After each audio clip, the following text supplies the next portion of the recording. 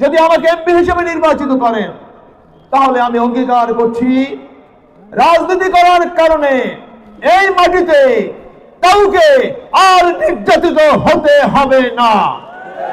আমাদেরকে এই জনপদের দায়িত্বভার অর্পণ করেন, তাহলে আমরা অঙ্গীকার করছি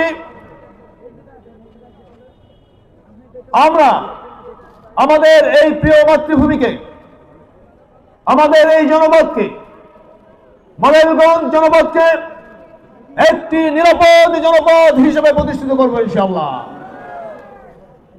মডেলগঞ্জ সরল খোলার 1 ইঞ্চি মাটিকেও আমরা কোন দুর্বৃত্তর হাতে ছেড়ে দেব না, আমরা কোন লুটেরার হাতে ছেড়ে দেব না, আমরা কোন চাঁদাবাজদের হাতে ছেড়ে দেব না, আমরা কোন বর্গীদের হাতে আমাদের এই প্রিয় জন্মভূমিকে ছেড়ে দেব না।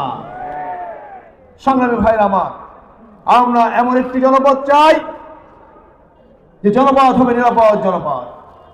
এই জনপদে আমি